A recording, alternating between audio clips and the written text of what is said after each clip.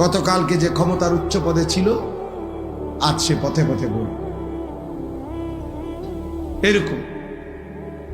তাহলে এই জন্য দুনিয়ার সব কিছু ধোঁকা।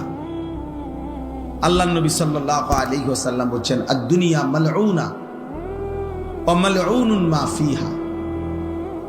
দুনিয়া পুরাটাই অভিশপ্ত এবং দুনিয়ার সবকিছুই অভিশপ্ত, চারটি জিনিস ব্যতীত।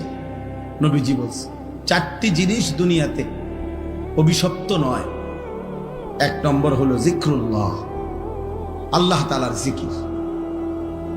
যখন যেখানেই করা হয় সেটা প্রশংসিত, সেটা অভিশপ্ত নয়। ওয়ামা ওয়ালাহু, যত আমল যত ইবাদত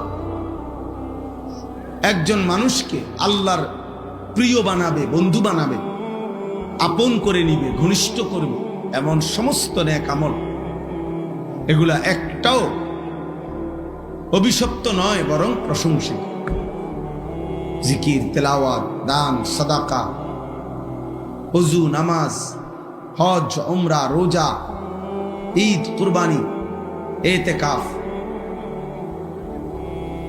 এই মনে করেন প্রত্যেকটা নেক আমল যা বান্দাকে আল্লাহর ঘনিষ্ঠ বানায়, বন্ধু বানায়,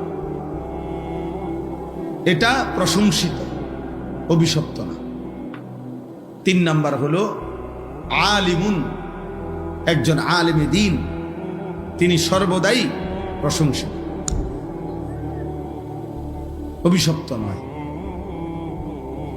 4 নাম্বার মুতাআল্লিম, তালিবে ইলম, আল্লাহর কোরআন রাসূলের সুন্নাহ পড়ে যারা, দ্বীন শিখে যারা, ইলম শিখে যারা, আল্লাহর নবী সাল্লাল্লাহু আলাইহি ওয়াসাল্লাম বলেন তারা কখনোই ঘৃণিত বা অভিশপ্ত নয়, বরং সর্বদাই প্রশংসিত। এই জন্য নওজোয়ান ভাই সবাইরে বলছি, দোস্ত, অনুভূতি দরকার, ফিকির দরকার, ভাবা দরকার। সবাই মাশাআল্লাহ দৌড়াই আসছো, কষ্ট করে দাঁড়াইছো। আমি বলতে চাই এই কথাটা, প্রিয় ভাই, আমার পরিচিতি বা তোমার পরিচিতি কারোই কিছু না, এগুলা কোনো বিষয়ই না।